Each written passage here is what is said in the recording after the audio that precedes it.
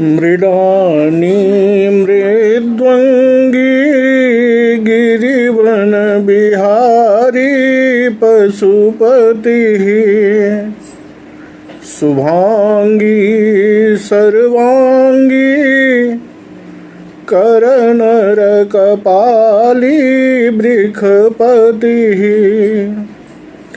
स्वरूपां भस्माता विषमनयनो भस्मधवलो तयोरेकत्वं मे हरतु विपरीतात्मचरितम्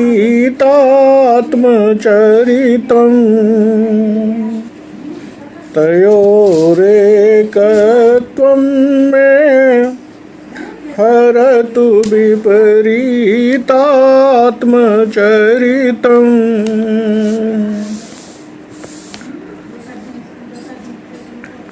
इदानीम् अस्मिन् समूहे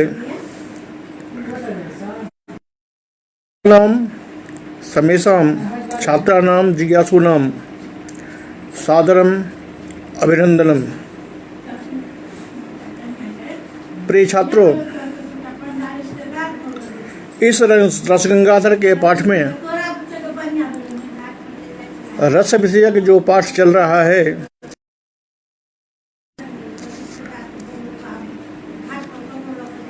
दानवीर तक कल हम लोगों ने पढ़ लिया था।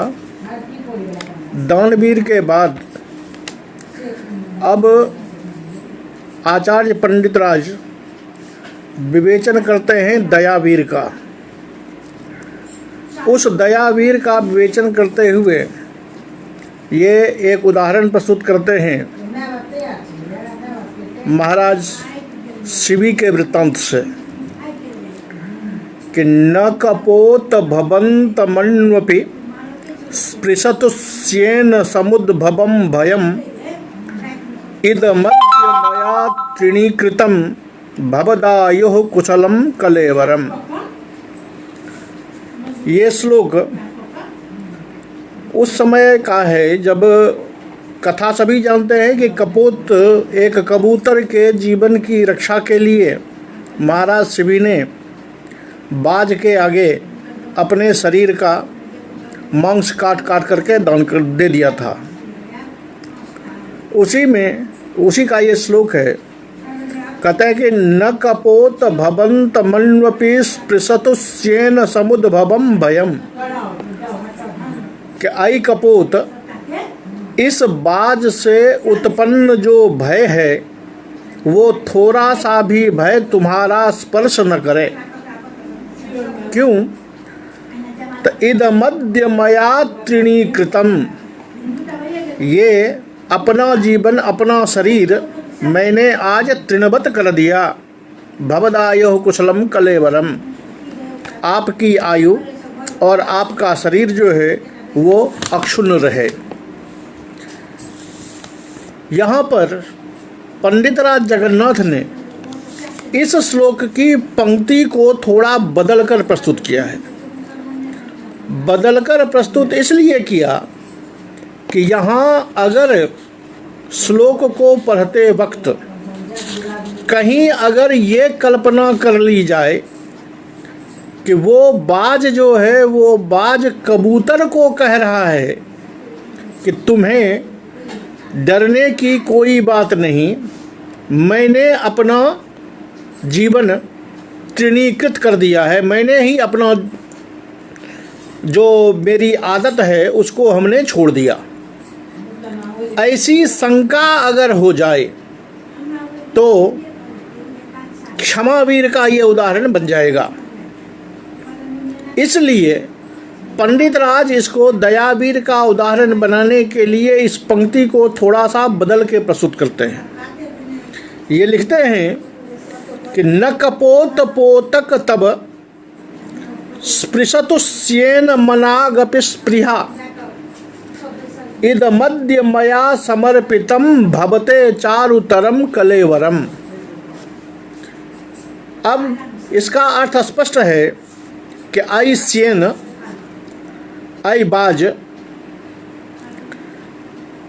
तुम्हारी जो इच्छा इस कपोत पोतक में है, जो तुम इस कबूतर के बच्चे को खाना चाहते हो, वो इच्छा अब तुम्हें स्पर्श न करे, क्योंकि तुम्हारे लिए इदम चारुतरम कलेवरम, मैं अपना ये सुंदर शरीर तुम्हें समर्पित कर रहा हूँ। यहाँ शिवेह कपोतम प्रतिजोक्ति, जो महाराज शिवी हैं उसकी यह उक्ति है।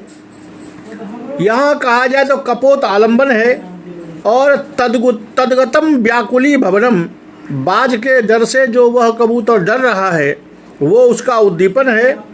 और तस्य कृते स्वकलेवरार्पणम, उस कबूतर की रक्षा के लिए महाराज शिवी जो अपना शरीर दान कर रहे हैं, ये अनुभाव है। दान नहीं कर रहे, जो समर्पित कर रहे हैं।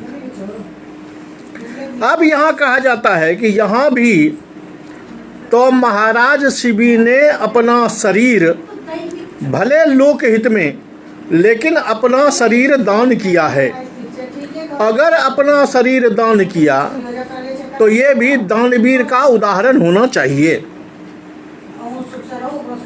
उसी की शंका को उपस्थापित करते हुए ये कहते हैं कि नचात्र शरीर दान प्रत्ययात दानवीर ध्वनि ध्वनित्वापत्तिरिति वाच्यम। कहते हैं कि यहाँ शरीर का दान करने से, दान दिखाई देने से दानवीरता की ध्वनि होती है, ऐसा नहीं कहना चाहिए। क्यों?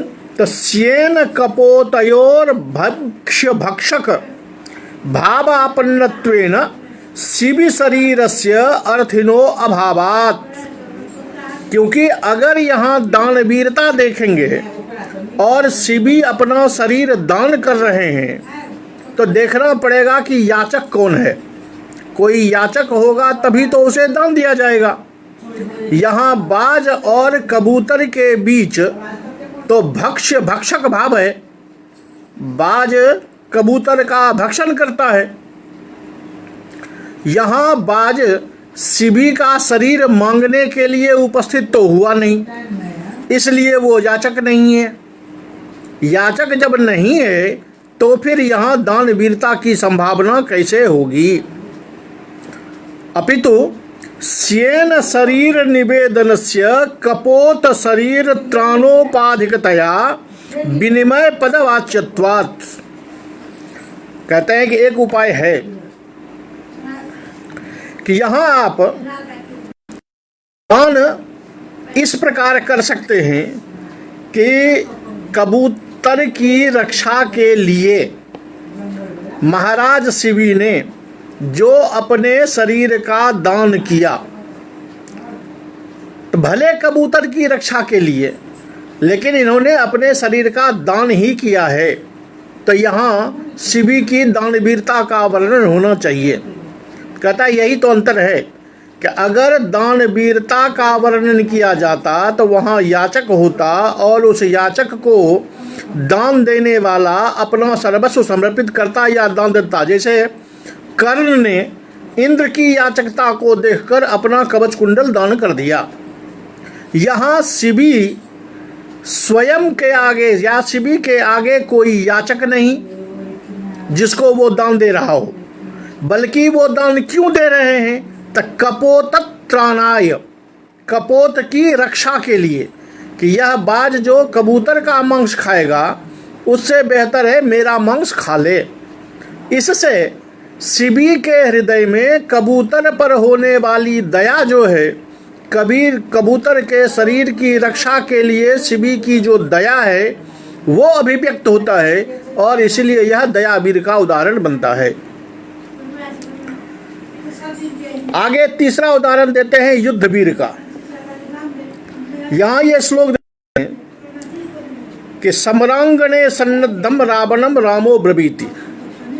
समरंगण में खड़ा जो रावण है, उस रावण के प्रति राम की यह उक्ति है। रणे दीनान देवान दस बदन विद्राव्य वहते प्रभाव प्रागल्भ्यम त्वयि तु मम कोयम परिकरः ललाटोद्यज्ज्वाला कबलित जगज्ज्वाल विभवो भवो में को दंडच्युत विशख बेगम कलयतु। यहाँ देखिए जोश कितना है, क्या कह रहे हैं ये। रावण को कह रहे हैं राम कि युद्ध क्षेत्र में तुमने अब से पहले अत्यंत दीन कातर जो देवता लोग हैं, उन देवता लोगों को तुमने रण क्षेत्र से भगाकर जो प्रभाव प्रागल्भ्यम, जो अपना गर्व बहन कर रहे हो कि मैं बहुत प्रभावशाली हूँ, मैंने देवताओं को भगा दिया, तेरा ये गर्व मेरे लिए किसी काम का नहीं है। अर्थात मेरे सामने तेरे इस गर्व का कोई औचित्य नहीं है। तुम मेरे लिए कोई बहुत बड़े वीर नहीं हो, क्योंकि तुमने तो कातरों को भगाया है। मैं तो ये कह रहा हूँ कि ललाटोद्यज्ज्वाला कबलित जगज्ज्वाल विभवो, अपने ललाट की ज्वाला से संपूर्ण जगत की ज्वाला को कबलित करने वाला जो भगवान शंकर है, वो भगवान शंकर को दंडच्युत विशख बेगम, मेरे धनुष से निकले हुए इस बाण के बेग को संभालें। अब इस श्लोक में क्या है तो उसका विवरण देते हैं कि दस बदन के प्रति, रावण के प्रति ये राम की उक्ति है, स्पष्ट है। और ये कह रहे हैं कि मेरे बाणों को भगवान शंकर ही संभालें। यानी रावण को कह रहे हैं कि तुम में ये ताकत नहीं है कि तुम मेरे बाणों को संभाल सको। भगवान शंकर को चैलेंज कर रहे हैं कि वो आकर के मेरे बाणों को संभालें। यह भव आलंबनम, भगवान शंकर आलंबन है, रण दर्शन उद्दीपन है, और दस बदनानुज्ञा, दस बदनावज्ञा, रावण की अवज्ञा, रावण की अवहेलना करना, ये अनुभाव है। और गर्व जो है वो संचारी भाव है। लिखने की जो शैली है वो स्पष्ट है कि देवानाम प्रस्तावे तद्गत कातर्ज प्रकाशन द्वारा वीर रस अनालंबनत्वात् अवगतयो अनुद्धतैव। चूँकि ऊपर की जो पंक्ति है उसमें रणे दीनान देवान कहा है, इससे देवताओं की कातरता अभिव्यक्त करना है, और उससे वीर रस का आलंबन वहाँ पर नहीं है। तो वीर रस का आलंबन नहीं होने के कारण वहाँ उद्धत पद का प्रयोग नहीं किया गया, सामान्य शैली का निर्वचन हुआ है। और दस बदन प्रस्तावे तु देव दर्प दमन वीरत्व प्रतिपादनाय उद्धता भी। दूसरे में जो कहा, दूसरे में कहते हैं देव दर्प दमन। रावण खुद को ये समझ रहा है कि मैंने देवताओं को हराकर बहुत बड़ा यश कमाया है। तो देवताओं के दर्प को दमन करने से रावण के हृदय में जो गर्व आया है, उसके लिए प्रभाव प्रागल्भ्यम, कुछ टाइट पद लगाए गए। तस्यावज्ञया राम गतोत्साह अनालंबनत्वेन तदालंबनस्य रसस्या प्रत्ययाच्च प्रकर्षन्तो भगवतो भवसतु तमालंबन विभावत्वात् तत्प्रस्तावे तदालंबनस्य ओजस्विनो वीरस्य निष्पत्तेः प्रकृष्टोद्धता। अब देखिए कि यहाँ ये स्पष्ट कहते हैं कि चूंकि रावण का जो गर्व है, वो गर्व राम के हृदय में जो उत्साह है, उस उत्साह का आलंबन रावण का वो गर्व नहीं है, बल्कि राम के हृदय में जो उत्साह है उसका आलंबन जो भगवान शंकर हैं, उस भगवान का आलंबन लेकर राम के हृदय का उत्साह प्रस्फुटित हो रहा है। इसलिए उस आलंबन का वर्णन करने में नीचे की जो तीसरी पंक्ति है और चौथी है, उसमें वीर रस जैसी ओज गुण संपन्न शैली का प्रयोग किया गया है। मूल ये है कि भगवान शंकर को चैलेंज करते हुए भगवान शंकर आलंबन और उसके लिए कि भगवान शंकर ही मेरे बाणों के प्रभाव को संभालें, ये राम के हृदय में जो उत्साह है कि मेरे बाण को रावण तुम नहीं संभाल पाओगे, अगर किसी को संभालने की शक्ति है और कोई संभाल सकता है तो भगवान शंकर संभालें, दूसरा कोई नहीं संभाल सकता। तो ये उत्साह की अभिव्यक्ति होने से यहाँ रणवीर युद्धवीर का वर्णन है, क्योंकि युद्ध क्षेत्र का ये वर्णन है। चौथा आता है धर्मवीर। धर्मवीर का उदाहरण देते हुए ये कहते हैं कि सपद विलय मेतु राज्य लक्ष्मी रूपरी पतन तत्वा कृपाण धारा अपहरतु तराम शिरः कृतांतो ममतु मतिर्न मना गपैति धर्मात्। ये युधिष्ठिर का कथन है कि मेरी संपूर्ण राज्य लक्ष्मी सब भले समाप्त हो जाए, लयता को प्राप्त हो जाए, मेरे सिर पर कृपाण धारा पतंतो, मेरी गर्दन पर तलवार की धारा पड़ जाए, अपहरतु तराम शिरः कृतांतो, साक्षात जमराज मेरा सिर हरण कर लें, लेकिन फिर भी मेरी बुद्धि जो है वो धर्मात् मनाक अपैति, मेरा मन धर्म से जरा सा भी विचलित नहीं होता। अधर्मेण रिपुर्जेतव्यः इति वदन्तं प्रति युधिष्ठिरस्य उक्तिः। अगर दूसरा कोई वक्ता जो सामने है युधिष्ठिर के, जो ये कहना चाहता है कि अधर्म से भी शत्रुओं को जीतना चाहिए, ऐसा बोलने वाला जो व्यक्ति है उसके प्रति राम युधिष्ठिर की यह उक्ति है।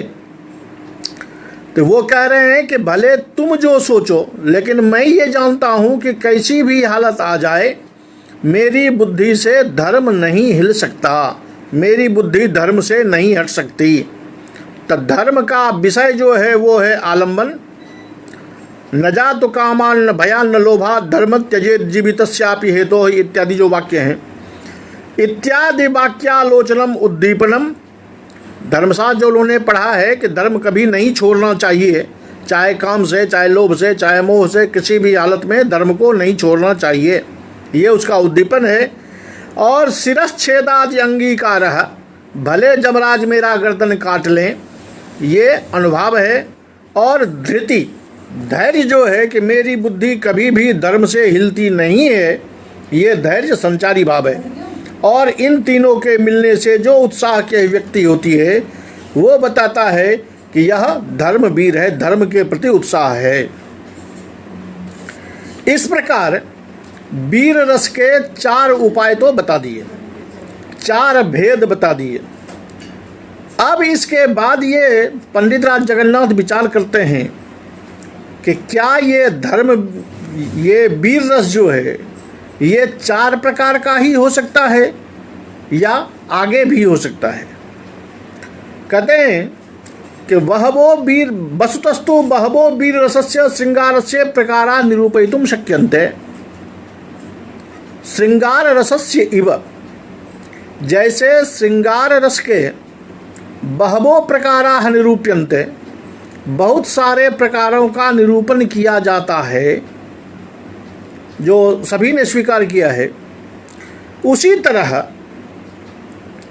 प्राचीन एप सपद विलय मेतु इत्यादि पद्यस्य मम तु मतिर्नमनागपैति सत्यात् इति चरम पाद व्यत्यासेन पद्यांतरतां प्रापिते सत्यवीरस्यापि निबंधनात्। कहते हैं कि उसी तरह अगर देखें तो अभी जो श्लोक हमने पढ़ा है युधिष्ठिर की उक्ति वाला, जिसमें उन्होंने कहा है कि चाहे कुछ भी हो जाए मेरी मति धर्म से अलग नहीं होती, इसमें जब धर्म के प्रति निष्ठा की अभिव्यक्ति होने से धर्मवीर का उदाहरण हो सकता है।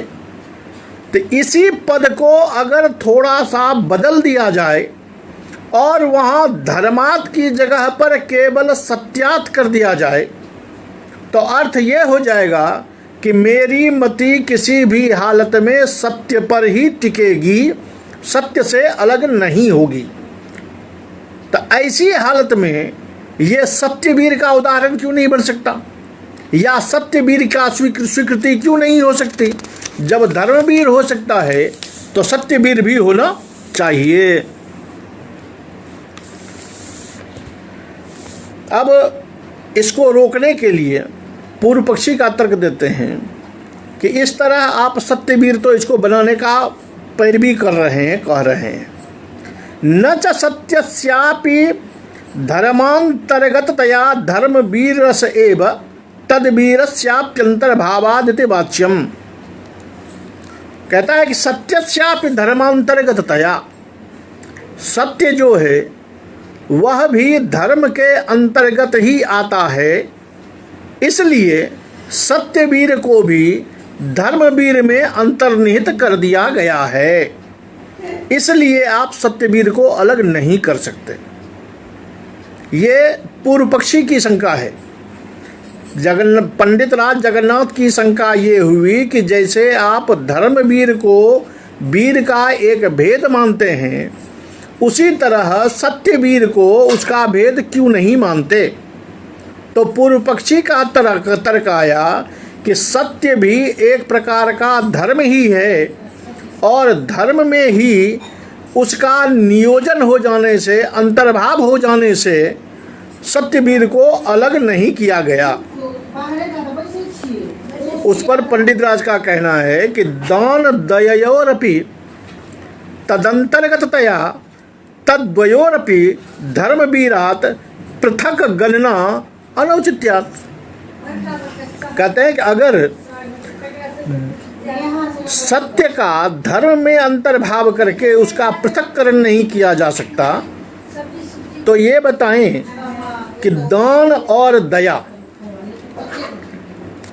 दान करते हैं तो स्वभावतः है कि उसमें भी कहीं न कहीं दया का भाव जरूर होता है। याचक पर आपकी दया होती है तभी तो दान देते हैं।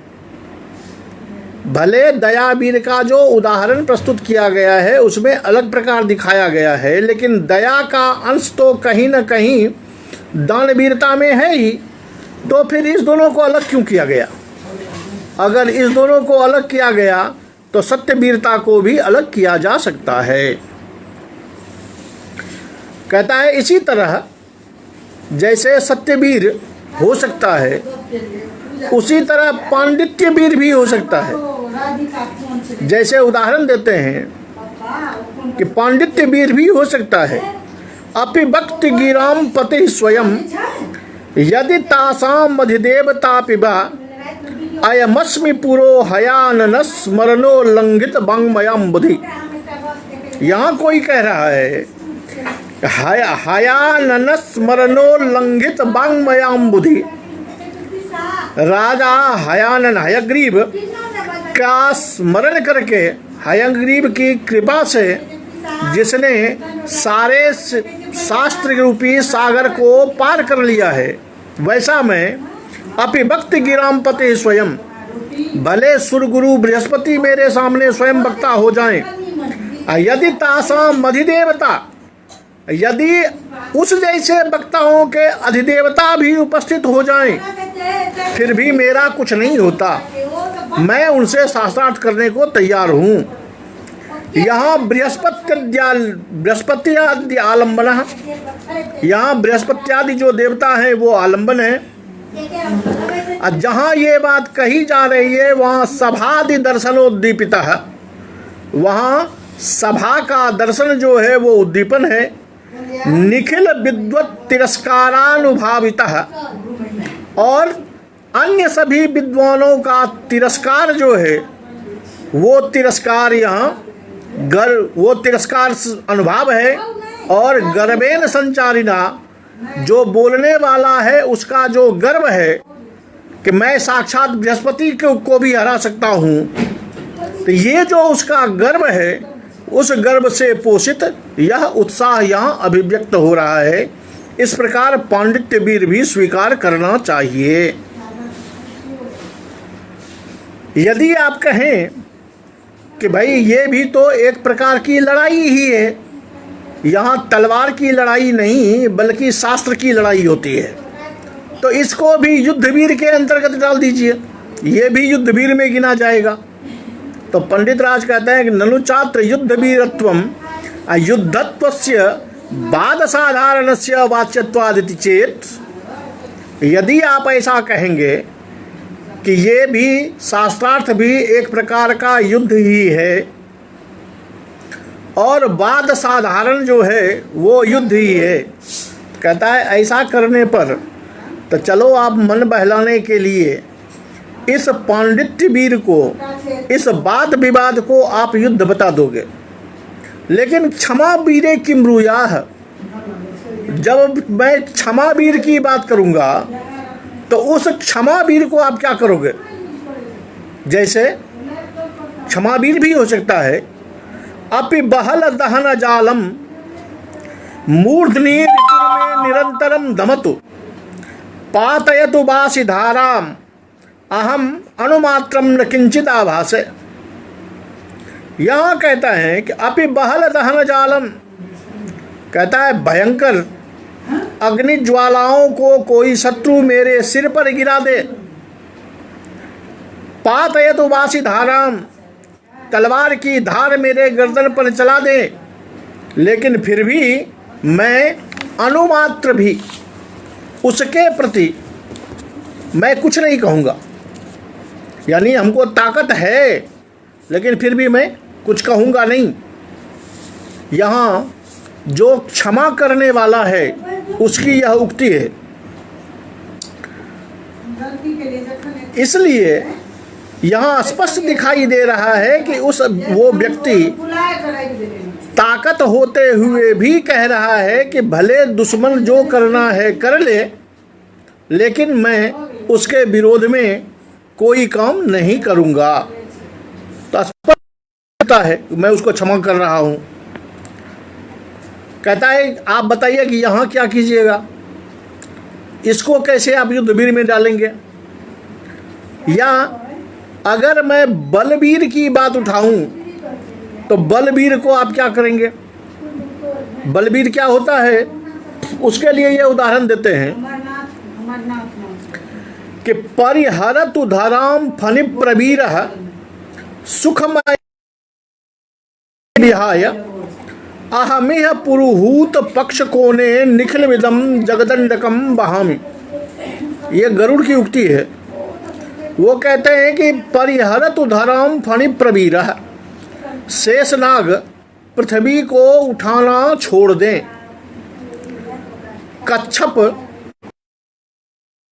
पीठ पर यह संसार टिका हो वो भी अपना काम छोड़ दें, लेकिन अय इंद्र मैं अपने पंख के एक कोने पर इस संपूर्ण ब्रह्मांड को धारण कर सकता हूँ।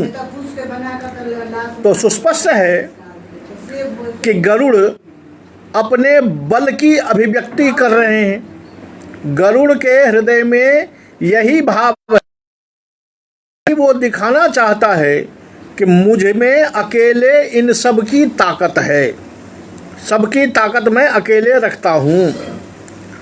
तो ऐसे में जो कहा जा रहा है कि ननु अपि भक्ति परिहर धराम इति पद्यद्वये गर्भ एव नोत्साह। अब इस दोनों में जहाँ बलवीर दिखाया जा रहा है या जहाँ पांडित्य वीर दिखाया गया था, वहाँ एक तर्क देते हैं कि यदि अपि भक्ति वाली बात जहाँ आई है कि मैं बृहस्पति को जवाब दे सकता हूँ या बृहस्पति को हरा सकता हूँ, और यहाँ कहा जा रहा है कि मैं पूरे जगत को अपने पंख के कोने पर उठा सकता हूँ, इस दोनों में वस्तुतः इन दोनों का जो अपना गर्व है, अपना गौरव है, उस गौरव की अभिव्यक्ति हो रही है, उत्साह की। और बीच वाला जो पद था जिसमें आपने क्षमावीर दिखाया था, वहां धैर्य ध्वनित हो रहा है। अगर इसको हम गर्व की ध्वनि मान लें और वहां धृति की ध्वनि मान लें, तो किसी एक भाव के ध्वनित होने पर यह भावध्वनि का विषय बन जाएगा। ये वीर रस का उदाहरण तो रह ही नहीं जाएगा। आप बेकार इसको उत्साह को अस्थाई भाव बनाकर, उत्साह की अभिव्यक्ति करके इन सब को जो आप सत्यवीर, क्षमावीर, बलवीर, पांडित्यवीर में ला रहे हैं अलग अलग भेद करके, उसमें बेहतर है कि यहाँ उसके गर्व की जो अभिव्यक्ति है या कहीं धैर्य की जो अभिव्यक्ति है उसको प्रधान मानकर, उसको ध्वनित मानकर इसको भावध्वनि के अंतर्गत माना जाए। उस पर पंडित राज अपना जवाब देते हैं कि तरहि युद्ध वीरादिस्वपि गर्भादित ध्वनितामेव किन्न ब्रूयाः। कहते हैं कि अगर यहाँ पर गर्व को की अभिव्यक्ति को, गर्व के ध्वनन को स्वीकार कर और उसकी प्रधानता मानते हुए भावध्वनि स्वीकार करें, तो युद्धवीर में भी तो गर्व की ध्वनि होती ही है। तो वहाँ भी हम गर्व की ध्वनि मान सकते हैं। रसध्वनि सामान्यमेव बाकिंग न तद व्यभिचारित ध्वनिनेन गतार्थयेह। कहता है इतना ही काहे, अरे कहीं भी आप जाएंगे, किसी भी रस में जाएंगे, तो वहाँ जाकर के आपकी यही गति होगी। यही गति क्यों होगी? तो अन्य रस में जब जाएंगे, रौद्र में जाएंगे, तो रौद्र में क्या उनका क्रोध जो है, उस क्रोध की जगह पर जो उसका अपना भाव है कि मैं इतना ताकतवर हूँ कि मैं दूसरे का कंठ काट दूंगा, वहाँ भी तो गर्व की अभिव्यक्ति होगी। और गर्व को हम भावध्वनि में मान लेंगे तो वहाँ भी तो भावध्वनि हो जाएगी।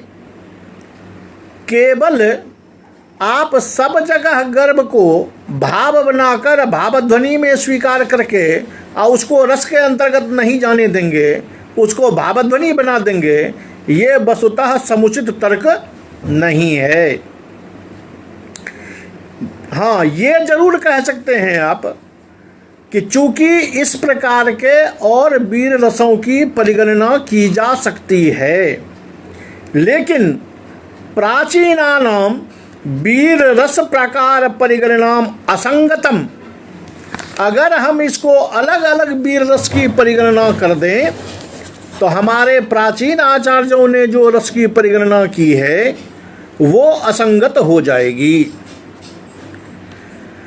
स्थायी प्रतिपत्तिर दुर्पहणवा चेत तुल्यम प्रकृति पिए, तो दूसरी बात कर रहे हैं वो। अनंतरोक्त पद्ये तु नोत्साह प्रतीयते दया विरादसु प्रतीयत देव राजाज्ञा मात्रम। कहता है कि अगर आप कहेंगे कि हम इन सारे वीरों को नहीं मानते, इन सारे भावध्वनि मानते, तो उसकी समस्या तो बता दी कि ऐसा नहीं होता है। ये हो सकते हैं, नहीं गिना गया है इसलिए क्योंकि प्राचाम अनुरोधत्वात्, हमारे प्राचीन आचार्यों ने जो बताया है उसका विरोध हो जाएगा, इसलिए नहीं किया गया है। रही बात आप जो तर्क देंगे कि इन सारे रसों में स्थायित्व की प्रतीति नहीं होगी या स्थायी क्या है इसकी प्रतीति थोड़ी विलंब से होगी या कठोरता पूर्वक होगी, दुरूहता पूर्वक होगी, कहता है ये तर्क आपका चलने वाला इसलिए नहीं है कि जब कहीं भी जहाँ भी आप विभाव, अनुभाव और संचारी भाव के द्वारा अनुमान लगाते हैं तो वहाँ ये तो सोचना ही पड़ता है कि किसको ये अस्थाई भाव की अभिव्यक्ति हम माने या किसी एक भाव की अभिव्यक्ति हम माने। तो प्रयत्न तो उतना हो ही जाता है। इसलिए यहाँ ये बात स्वीकार कीजिए कि पूर्वोक्त आचार्यों की परिगणना के अनुकूल ऐसा किया गया है, अन्यथा आप ये नहीं कह सकते कि ये रस नहीं हो सकता। यदि धर्मवीर हो सकता है तो निश्चित रूप से सत्यवीर भी हो सकता है, लेकिन मैंने नहीं गिना। वीर रस के बाद गिनते हैं अद्भुत।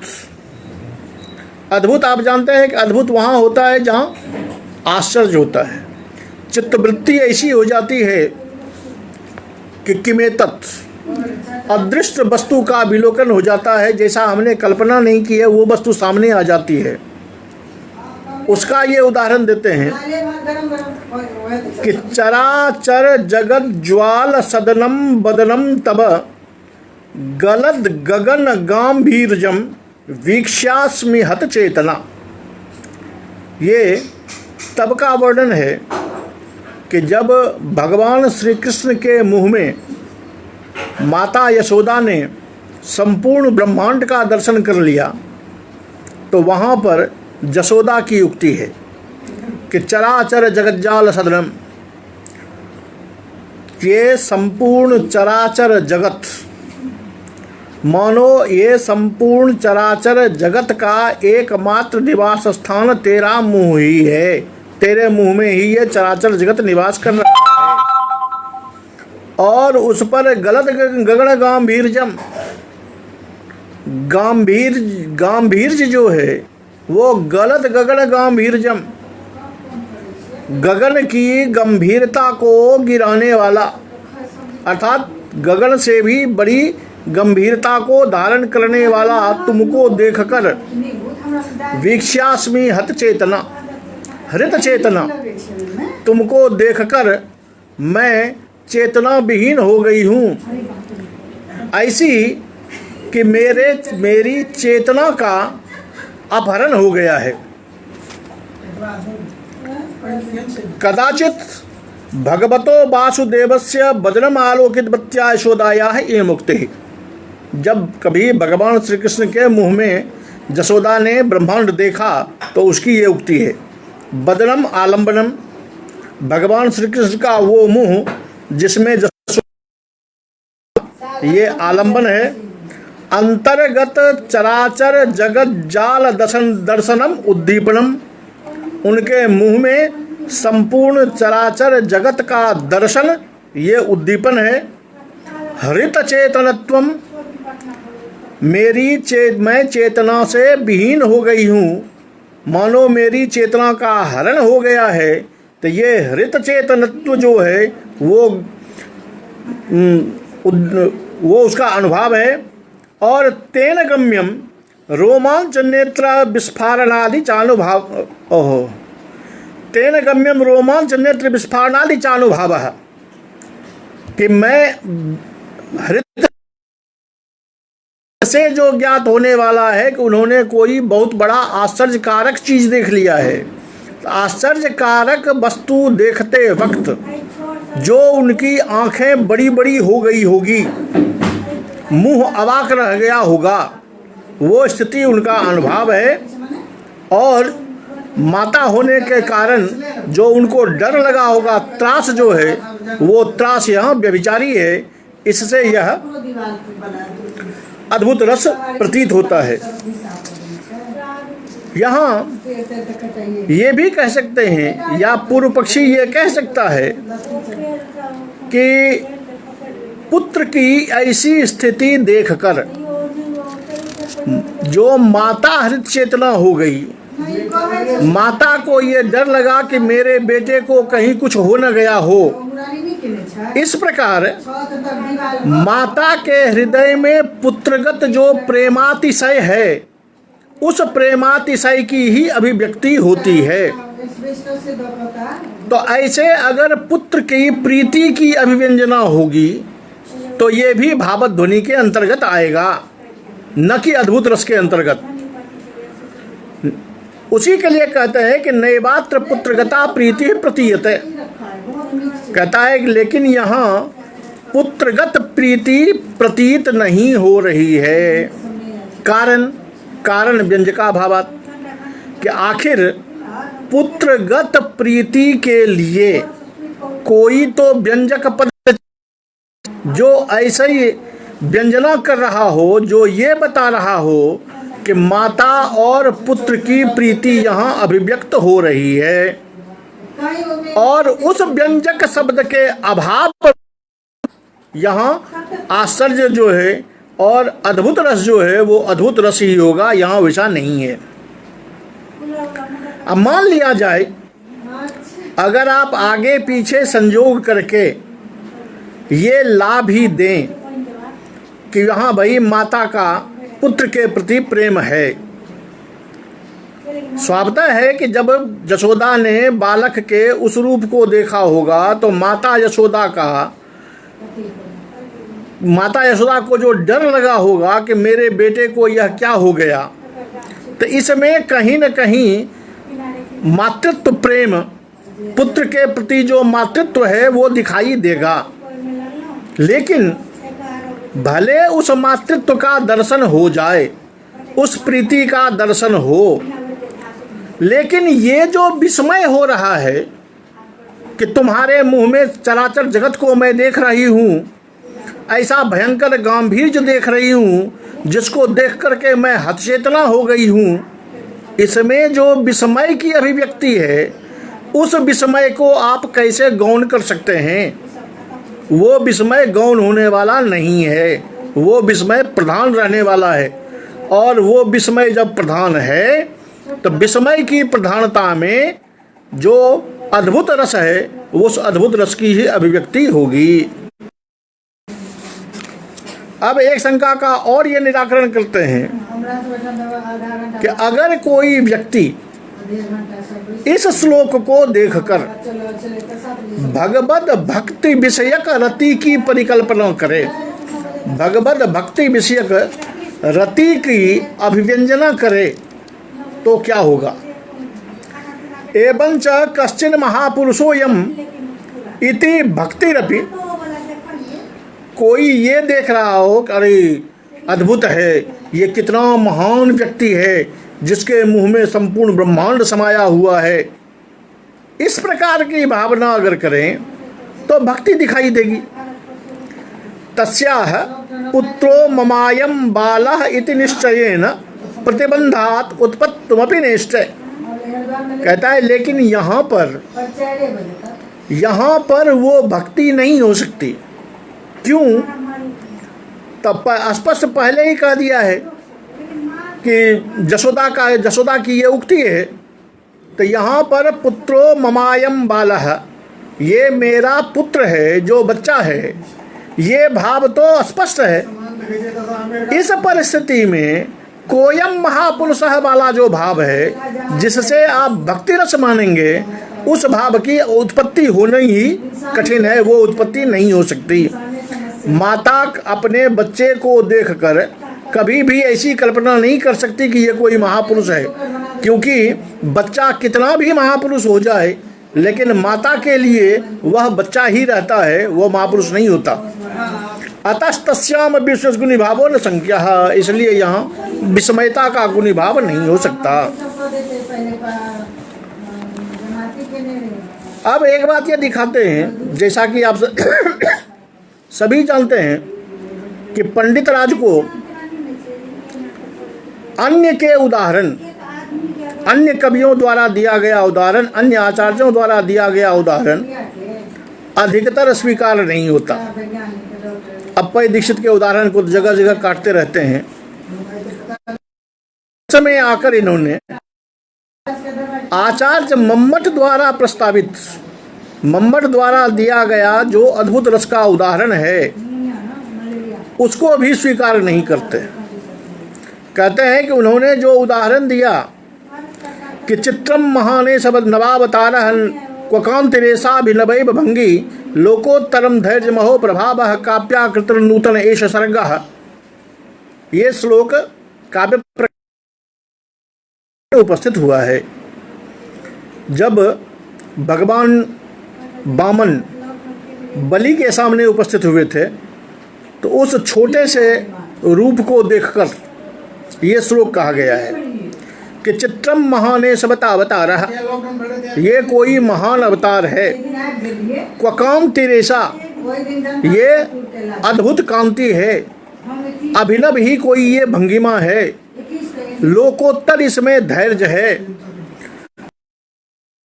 उत्तर प्रभाव है, काफी नूतन आकृति, कोई ये नूतन आकृति आ गई है। अब देख लीजिए यहाँ कि कोई नई चीज आ गई है, लोकोत्तर धैर्य है। इसका मतलब है कि चित्त में ये बात उठ रही है कि जैसा धैर्य यहाँ देख रहे हैं ऐसा धैर्य पहले कभी नहीं देखा, जैसी कांति जैसा रूप ये देख रहे हैं ऐसा पहले कभी नहीं देखा। इसीलिए वो आश्चर्य की अभिव्यक्ति हो रही है, वो विस्मय हो रहा है, विस्मय हो रहा है, तो अद्भुत रस है। उस पर कहते हैं आचार्य जे तत्रेदम वक्तव्यम प्रतीतायाम नामात्र विस्मयः परंतसौ कथंकारः ध्वनि व्यपदेश हेतु प्रतिपाद्य महापुरुष विशेष विषयायाः प्रधानीभूतायाः स्तोत्रीगत भक्तेः प्रकर्षत्वेन अन्य गुणीभूतत्वात्। यहाँ अब ये क्या कहते हैं पंडित राज, ये तर्क जरा सुनिए। ये कि यहाँ पर जो आप विस्मय को अस्थाई भाव बना रहे हो, इस विस्मय को आप सामान्य सा भाव मानकर, व्यभिचारी भाव मानकर भावध्वनि क्यों नहीं मानते? क्योंकि भावध्वनि के लिए आपको जो अस्थाई रूप में दिखाई दे रहा है उसको गौण करना पड़ेगा। तो गौण कैसे करेंगे? तो उसके लिए ये कहते हैं कि प्रतिपाद्य, ये समझिए कि वामन अवतार जो यहाँ दिखाई दे रहे हैं उस वामन अवतार का वर्णन, वामन अवतार की विशेषता को बताना किसी भक्त का धर्म है। यानी कोई भक्त अपने इष्ट वामन अवतार की स्तुति कर रहे हैं कि ये कोई नया अवतार, नई शक्ति, नया रूप, नई कांति आ गया है, जिससे प्रतीत होता है कि ये महान कोई नया अवतार है। ऐसे में प्रधान क्या होगा? तब प्रधान होगा जो स्तुति करने वाला है, उसका वामन रूप अवतार में जो प्रीति है, जो रति है, वो प्रधान हो जाएगा। क्योंकि जब कोई भक्त कहेगा कि मेरा जो ये आगे दिखाई दे रहा है नई आकृति, नई रूप, नई कांति वाले ये महान अवतार हैं, तो उसके हृदय में, भक्त के हृदय में जो रति है भगवान के प्रति, उसकी जब अभिव्यक्ति होगी तो उसके सामने ये विस्मय जो है, जिसको आप अस्थाई कह रहे हैं, वो अस्थाई तो उसका गौण हो जाएगा और वो रति प्रधान हो जाएगी। ऐसा हो जाने पर स्वावता है भावध्वनि हो जाएगा, रस नहीं रह जाएगा। जैसे ये कहते हैं कि यथा महाभारते गीतासु विश्वरूपम दृष्टवतः पार्थस्य पश्यामि देवांस्तव देवदेहे इत्यादि सर्वांग इत्यादि वाक्य संदर्भे कहता है कि जैसे गीता में पश्यामि देवांस्तव देवदेहे सर्वांस्था भूत विशेष संघान अर्जुन जो देख रहे हैं, वहाँ आश्चर्य की अभिव्यक्ति नहीं है। कहता है कि जैसे वहाँ पर अर्जुन हृदयगत कृष्णनिष्ठ जो रति है उसकी अभिव्यक्ति होती है और उसकी अभिव्यक्ति होने से वो भावध्वनि होता है, उसी तरह चित्रम महानेश बतावतारः में भी उसी को स्वीकार करना चाहिए और वो भावध्वनि के अंतर्गत आएगा। इस प्रकार इत्थम चास्य रसालंकारत्वम, इस प्रकार ये रस नहीं हो जाएगा, बल्कि या तो दोनों को आप मानेंगे तो रस के गौण हो जाने के कारण रसवदादि अलंकार हो जाएगा। भक्तिर नैवात्य प्रतीयता इति चेत दर मुकुलित लोचनम विदं कुर्वन्तु सहृदयाः। कहते हैं अगर कोई ये कहे कि इसमें चित्रम महानेश बतावतारः में भक्ति प्रतीत नहीं होती, तो पंडित राज कहते हैं कि केवल कोड़े तर्कों की बात से यहाँ काम नहीं चलेगा। कृपया अपनी आँखों को मूंद कर और तब इस श्लोक के स्वरूप को उपस्थापित कर अपने चित्त में मनन कीजिए और तब देखिए कि इसमें आपको भक्ति दिखाई देती है कि नहीं। यानी पंडित राज ने यहाँ तर्क नहीं दिया, यहाँ सहृदयों को ये कह दिया कि आप स्वयं इस पर मनन करके अपने अनुभव से देखें कि यहाँ भक्ति आपको दिखाई दे रही है या नहीं। यानी उनका मानना है कि यहाँ आपको भक्ति दिखाई देगी, और दिखाई देगी तो वो भावध्वनि के उदाहरण में आएगा। इसके बाद नंबर आता है हासरस का। हासरस सभी जानते हैं, बागंगादि विकार है। बागंग वाणी के विकार से, अंग के विकार से जो विकासाख्य चित्तवृत्ति होती है वो हास होता है। तो उसका ये उदाहरण देते हैं कि श्रीतात पादैर विहिते निबंधे निरूपिता नूतन युक्ति रेशा अंगंग बामपुर महो पवित्रम त कथन बारा सब धर्मपत्निया। कोई तार्किक का पुत्र है, वो कहता है कि मेरे तातपाद द्वारा, मेरे पिताजी द्वारा लिखे गए निबंध में यह एक युक्ति प्रतिपादित है, एक युक्ति बताई गई है कि अंगंगवाम पूर्वमहो पवित्रम, कि गाय के का अग्रभाग जो होता है, मुख वाला भाग, वह पवित्र होता है। तो कहते हैं कि अगर अग्रभाग पवित्र होता है, ये सिद्धांत आया, तो कथन बारा सब धर्मपत्नियां। तो मैं ये पूछना चाहता हूँ, तो फिर गधे की जो पत्नी है उसका अग्रभाग पवित्र क्यों नहीं होगा? तो यहाँ तार्किक पुत्र आलम्बनम, तार्किक का पुत्र जो है वो आलम्बन है। और निस्संकोक्ति, शंका रहित होकर के ये जो मूर्ख वाला तर्क दे रहा है वो उसका उद्दीपन है। और इसको कह के कि गाय का होता है तो गधे का क्यों नहीं, रत्न प्रकाशन आदि दांत दिखा करके ही करके लोगों को बता रहा है, ये वहाँ अनुभव है। और तत्जनित जो उसका व्यभिचारी है, इसको मिला करके यहाँ हास्य की अभिव्यक्ति होती है। अब इस हास्य के कई सारे प्रकार हैं,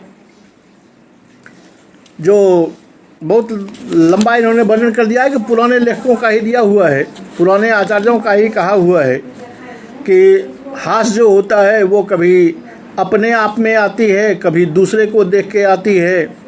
इसके भी कई प्रकार होते हैं। कभी लोग केवल अधर कंपन से हंसता है, कभी इतना जोर से हंसता है कि दांत दिखाई देने लगता है, कभी ऐसा हंसता है कि लोटपोट होने लगता है, कभी पेट में दर्द होने लगता है। तो हसित, बेहसित, प्रहसित इत्यादि इसके भेद किए गए हैं कि हास्य है। आगे है भयानक रस। भयानक रस के लिए ये उदाहरण देते हैं कि स्येन मंबर तला दुपागतम सुस्यदा ननविलो विलोकयत कंपमान तनुराकुले क्षणः स्पंदितुम नहीं ससाक लावकः। कि एक पक्षी का बच्चा है जिसने आकाश से बड़ी तेजी से उतरते हुए किसी बाज को देखा। तो स्येनम अंबर तलागतम, आकाश से उतरते हुए बाज को जब उसने देखा तो सुस्यत आनन विलह, ये जो बच्चा है पक्षी का, इसका मुंह जो है वह सूखने लगा डर के मारे। कंपमान तनु, शरीर कांपने लगा। आकुले क्षणः, आंखें उसकी व्याकुल होकर के चारों ओर देखने लगी। इस तरह वह पक्षी का बच्चा स्पंदितुम न ससाक, बोलना तो दूर, शरीर उसका जड़ हो गया, शरीर भी नहीं हिला पाया।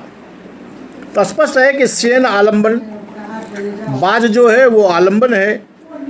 और सवेग पतनम, वेग सहित वो ऊपर से नीचे आ रहा है, ये उसका उद्दीपन है। चिड़िया का के बच्चे का जो मुंह सूख रहा है, ये उसका अनुभव है। और जो उसकी दीनता है, जो उसकी कातरता है, वो यहाँ संचारी भाव है। इससे यह भयानक रस, भय, उस चिड़िया के बच्चे के हृदय में जो बाज का भय है उसकी अभिव्यक्ति हो रही है और उससे यह भयानक रस होता है। उसी तरह इससे आगे का रस आता है विभत्स, जहाँ घृणा होती है स्थायी भाव में। तो नखैर विदारितांत्राणाम सबानाम पूय सोनितम आनने स्वनुलिम्पन्ति हृष्टा बेताल योषितः। ये स्मशान घाट का वर्णन करते हैं कि नखैर विदारितांत्राणाम, वो बेताल की वनिताएं यानी प्रेत कुमारियाँ क्या कर रही हैं, तो जो लाश पड़े हुए हैं उस लाश के अपने नाखून से लाश को फाड़ दिया, उसकी आंतें फाड़ दी और उसका मज्जा, उसका खून इत्यादि लेकर अपने मुंह पर उसका लेप कर रही है और हंस रही है। तो ये दृश्य देखकर घृणा तो स्पष्ट है। सब मरा हुआ व्यक्ति का जो बॉडी है, शरीर है, वो आलंबन है। आंत्र विदारणम, आंतड़ी फाड़ना, ये उद्दीपन है। आक्षिप्त रोमांच, उस समय जो आक्षिप्त होने वाला रोमांच, आँखों का बंद होना इत्यादि अनुभव है। और आवेगादय, जो बेताल की वनिताएं खुश होकर के ताली बजा करके नाच रही हैं, उसका जो आवेग है वो संचारी भाव है। इस तरह भयानक रस सामने आता है। अब ये बताते हैं कि जो रस आपको बताए गए, इन सब में ननु रति, क्रोध, उत्साह, भय, शोक, विस्मय, निर्वेदेषु प्राकुदाहरितेषु यथा लंबनाश्रयोः संप्रत्ययः हासे जुगुप्सायांच तत्रालंबनस्यैव प्रतीतेः। कहता है जैसे रति में, भय में, शोक में, विस्मय में आपको आलंबन विभाव और उद्दीपन विभाव इसकी स्पष्ट प्रतीति होती है। जैसे अगर रति होती है तो नायक के हृदयगत अगर रति को देखते हैं तो एक नायिका जो है उसका आलंबन हो जाता है, नायक जो है उसका आश्रय हो जाता है। या नायिका के पक्ष से देखेंगे तो नायक आलंबन हो जाता है, नायिका आश्रय हो जाती है। उसी जैसे वहाँ पर आलंबन और आश्रय दोनों स्पष्ट दिखाई देता है, वैसे इसमें हास में और जुगुप्सा में ये परस्पर अलग अलग नहीं दिखाई देता। यद्यपि इन्होंने कहा है हास में और जुगुप्सा में ये दिखाई नहीं देता, लेकिन यहाँ अगर आप विचार करें तो स्पष्टता दिखाई देती है यद्यपि जुगुप्सा में, क्योंकि बेताल जो है, बेताल की वनिताएं अलग हैं और सब अलग है। लेकिन इनकी सोच ये है पंडित राज की कि वस्तुतः घृणा जो है, घृणा तो हमें हो रही है, सहृदयों को हो रहा है। असहृदयों को हो रहा है तो सहृदयों के लिए उतना सटीक यहाँ नहीं हो पाता। तो ये कहते हैं कि देखिए यहाँ करना ये पड़ेगा कि पद्य स्रोतुश्च रसास्वादाधिकरणत्वेन लौकिक हास जुगुप्साश्रयत्वात् अनुपत्तेरिति चेत। कहता है कि यहाँ वही जो मैं अभी आपको बता रहा था कि इस पद्य के जो श्रोता हैं, जो रसास्वाद करने वाला सामाजिक है, उसी को हास होता है, उसी को घृणा हो रही है। तो इस हास का, इस जुगुप्सा का वही होता है आश्रय। आलंबन तो आपको लाश और वो प्रेत स्पष्ट दिखाई दे ही रहा है। तो ऐसा मान लिया जाए, इसमें कोई दिक्कत नहीं है। तो कहते हैं सत्यम तदाश्रयस्य दृष्ट पुरुष विशेषस्य तत्राक्षेप्यत्वात्। कहता है हाँ, यही मानना पड़ेगा, क्योंकि जो दृश्य सामने आ रहा है जिससे घृणा हो रही है, उसमें जो उसका दृष्टा है, जिसको घृणा हो रही है, जिसको हास हो रहा है, वो उसका आश्रय हो जाएगा और जो वर्ण है वो आलम्बन हो जाएगा। तत् अनपेक्षे तु श्रोतु स्वकीय अंतर्वर्ण पद्यादिवशोद्बोधे बाधका भावात। कहते हैं कि अगर आक्षेप्त करके सहृदय को आश्रय नहीं मानेंगे तो ये पूरा का पूरा श्लोक जो है वही बेकार हो जाएगा। क्योंकि अगर आलंबन और आश्रय आप नहीं मानेंगे, तब जैसे कोई व्यक्ति ये कहे कि हम अपने मन में श्लोक की कल्पना कर लें, हम अपने मन में दृश्य की कल्पना कर लें और उसी से हमको रस मिल जाएगा, तो वो जिस तरह अनास्वाद्यत्व होगा, क्योंकि काव्यत्वा भाव में काव्य से आएगा विभावादि, विभावादि से सहृदयों के हृदय का रस रत्यादि अभिव्यक्त होगा। अब वहाँ अगर मन की कल्पना से कर लिया जाए तो मन की कल्पना से करने पर जैसे वह बेकार हो जाएगा, अनास्वाद्य हो जाएगा, वैसे ही यहाँ भी हो जाएगा। कहते हैं इस प्रकार निरूपिता है रसाह, रस का निरूपण ऐसे इन्होंने कर दिया। ऐसाम प्राधान्य ध्वनि व्यपदेश हेतुत्वम।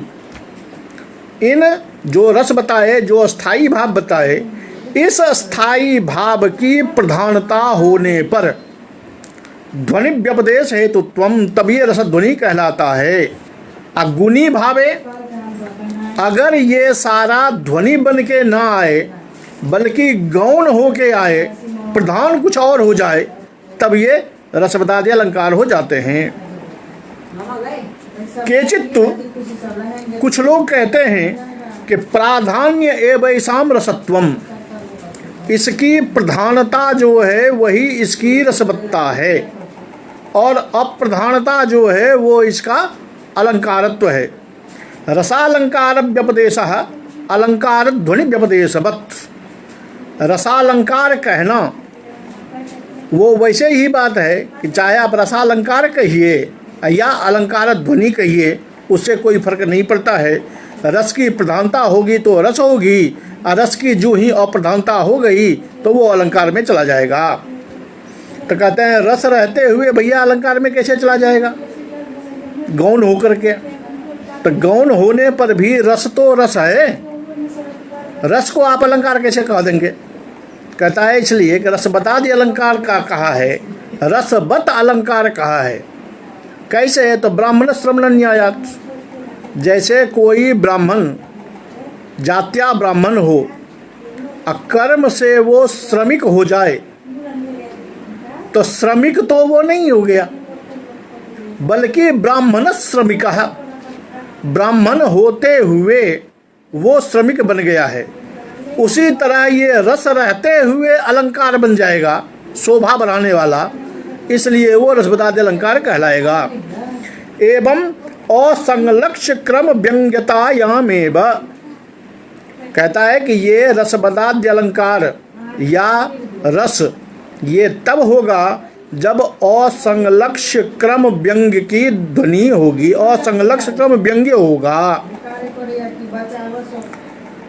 और अगर असंलक्ष्य क्रम व्यंग्यता नहीं है, संलक्ष्य में आ गया, तब ये ध्वनि से जो ही हटा तो ये केवल वस्तु मात्र रह जाएगा, ये बाकी कुछ नहीं होगा। एव एते च असंलक्ष्य क्रम व्यंग्याः, ये सभी जो रस बताए गए ये सभी असंलक्ष्य क्रम व्यंग्य हैं।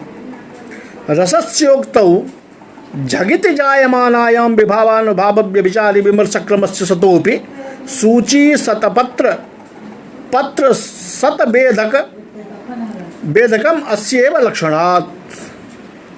ये कहते हैं कि जब रस प्रक्रिया में विभाव और अनुभाव और संचारी भाव, इन तीनों की जो प्रतीति होती है, इन तीनों का जो ज्ञान होता है, वो इतनी तेजी में हो जाता है कि ये तो ठीक है कि पहले विभाव आया, तब अनुभाव आया, तब संचारी भाव आया, तो आया तो क्रमशः, लेकिन इसकी व्यंजना की शक्ति इतनी तेज होती है, ध्वनित्व इतना तेज होता है कि कमल के 100 पंखुड़ियों को सुई से भेदने की तरह उसका ज्ञान क्रम पता नहीं चलता। तात्पर्य ये कि अगर हम कमल की पंखुड़ी के दल 1000 या 100 अपनी उंगली पे ले लें और उसके ऊपर में सुई चुभोएं, तो सुई मेरी उंगली तक यहाँ दबाएंगे, यहाँ पहुँच जाएगी, लेकिन वो सुई गई तो हर एक पत्ते को क्रमशः भेदती हुई। हमें ये पता नहीं चला कि सुई ने पहला कब छेदा और दूसरा कब छेदा। उसी तरह विभाव अनुभाव संचारी भाव में भी क्रम तो है, लेकिन ये क्रम ध्वनि की बलवत्ता के कारण क्रम पता नहीं चलता है, इसलिए इसको असंलक्ष्ण व्यंग्य कहते हैं। याद रहे कि ये असंलक्ष क्रम व्यंग्य कहलाता है, अक्रम व्यंग्य नहीं कहलाता। नो त्वक्रम व्यंग्याः, अक्रम व्यंग्य अर्थात इसमें क्रम है ही नहीं, ऐसी बात आप नहीं कह सकते, क्योंकि ऐसा अगर कहेंगे तो फिर विभाव अनुभाव संचारी भाव तो मुश्किल हो जाएगा। अब ये एक बात और कहते हैं कि कथम एत एव रसाः, ये 9 रस ही क्यों हैं? भगवदालंबनस्य रोमांचाश्रुपातादि अनुभावितस्य, रोमांच और अश्रुपात इत्यादि के अनुभाव से हर्षादि भी परिपोषितस्य, हर्षादि हर्ष इत्यादि जो व्यभिचारी भाव है उससे भागवत पुराण आदि श्रवण समय, भागवत इत्यादि पुराण सुन के भगवत भक्तेरनुभूयमानस्य, जो भगवत की भक्ति अनुभूत होती है, उस भक्ति रस का दुर्पहणवत्वात्, उस भक्ति रस को आप नहीं हटा सकते। भगवत अनुराग रूपा भक्ति ही, भगवान में अनुराग रूप जो भक्ति है वो वहाँ स्थायी भाव है और उससे उसका ज्ञान होता है, उसकी अभिव्यक्ति होती है उस अनुराग की। इस तरह भक्ति रस को माना जाए, वहाँ भगवान होंगे आलंबन, रोमांच अश्रुपात इत्यादि जो है वो होगा अनुभाव, जो कभी कभी आनंद से भी अश्रुपात होता है, आनंद से भी रोमांच होता है, तो ये रोमांच और अश्रुपात होंगे अनुभाव। प्रकार उसके मन में जो शरीर पर रोमांच होगा, कभी प्रसन्नता आएगी इत्यादि से पोषित होकर के, व्यभिचारी भाव से पोषित होकर के उसके हृदय में जो भगवान के प्रति अनुराग है, उस अनुराग की अभिव्यक्ति होकर के वो भक्ति रस बन जाएगा। नचासौ शांत रसे अंतर्भवितुम अर्हति, इसको आप शांत रस में इसका अंतर्भाव नहीं कर सकते। क्यों? तो शांत रस वहाँ होता है जहाँ जगत का नित्य और अनित्य का विवेचन कर लेने के बाद जब जगत से विराग होता है तब होता है निर्वेद, तो वहाँ विराग है, यहाँ भगवान के प्रति अनुराग है। अनुराग और विराग परस्पर विरोधी है, तो विरोधी होने के कारण इस भक्ति रस को शांत रस में नहीं डाल सकते। तो फिर क्या किया जाए? 10वां रस माना जाए या नहीं माना जाए? उसके लिए कहते हैं कि देखिए, भक्तेर देवादि विषयक रतित्वेन भावांतर्गतया रसत्वानुपपत्तेः, देवादि विषयक जो रति है उसको भाव के अंतर्गत पहले ही मान लिया गया है, इसलिए उसमें रसत्व को स्वीकार नहीं करते। रतिर्देवादि विषया व्यभिचारी तथान्वितः भावः प्रोक्तः तदा भाषा अनौचित्य प्रवर्तते, कि देवादि विषयनी जो रति होती है और कोई व्यभिचारी भाव अभिव्यंजित होता है तो उसको हम भावध्वनि के अंतर्गत गिनते हैं। यही प्राचीन लोगों का सिद्धांत रहा है। हाँ, एक बात और रह गया है रस में कि रति जो है, रतिर्देवादि विषया व्यभिचारी स्थानजिता भाव प्रोक्ता जो कहा गया है, उस पर एक शंका करते हैं ये कि कामिनी विषयाया अपि रते, कामिनी विषयनी जो रति है वो भी भावध्वनि में आ जाए, क्योंकि रतित्व तो दोनों जगह अविशेष है, दोनों जगह समान रति है। या भगवत विषयक जो रति है उसको श्रृंगार रस में ले लिया जाए और कामिनी विषयक जो रति है उसको भाव में ले लिया जाए, क्योंकि ये तो कोई प्रमाण है नहीं, वेदादि वाक्य कोई ऐसा प्रमाण है नहीं कि कामिनी विषयक रति जो है वो रस है, अब भगवत विषयक जो है वो भाव है। तो उसके लिए कहते हैं कि भरतादि मुनि वचना नामेवात्र रस भावादि व्यवस्थापकत्वेन स्वातंत्र्या योगात्। कहता है जी नहीं, ऐसा हम अपने मन से विचार नहीं कर सकते। जो हमारे आचार्य भरत मुनि हैं उन्होंने रस और भाव के विषय में जो सिद्धांत दिए हैं उसी सिद्धांत के अनुकूल हमें अपने सिद्धांत का निर्वचन, अपने सिद्धांत का प्रतिपादन, अपने सिद्धांत का या दूसरों के सिद्धांत की आलोचना करनी पड़ती है। हम अलग से कोई नया सिद्धांत नहीं बनाते। अन्यथा पुत्रादि विषयाया अपि रते स्थायी भावत्वम, अगर अपने मन से सब करने लगें तो माता और पुत्र विषयक जो रति है वो रति भी व्यभिचारी भाव न हो करके वो भी स्थायी भाव हो जाएगा। नवा कुता शुद्ध भावत्वम जुगुप्सा शोकादि नाम, कहीं भी ऐसी स्थिति नहीं हो पाएगी, रस नहीं बन पाएगा, या शुद्ध भावत्व जो है वो जुगुप्सा और शोक इत्यादि जो हैं उसका शुद्ध भावत्व प्राप्त कैसे होगा। इत्तखिल दर्शन वैयाकुली भाव प्रसंगात, इस तरह अगर हम करें तो हमारा जो साहित्य शास्त्र है उस साहित्य शास्त्र का संसार जो है उसी में उथल पुथल हो जाएगा, सारा व्यवहार जो है वो उल्टा पुल्टा हो जाएगा। इसलिए हम आचार्यों द्वारा प्रस्तावित, आचार्यों द्वारा प्रदर्शित जो मार्ग है उसी मार्ग का अनुकरण करते हैं और कामिनी विषयनी जो रति है उसको हम श्रृंगार रस में मानते हैं, अस्थायी भाव मानते हैं, एवं अन्य जो रति है रति देवादि विषया उसको हम भावध्वनि मानते हैं।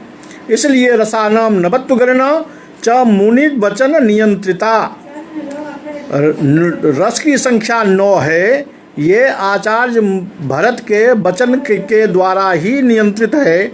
इसको अगर हम भक्ति अलग से रस मानेंगे तो ऐसे में उनके वचन का जो नियमन है वो नियमन टूट जाएगा। इसलिए यथा शास्त्रम, जैसा शास्त्र कहता है वैसा ही हमें मानना चाहिए। ये रस विवेचन समाप्त हो गया।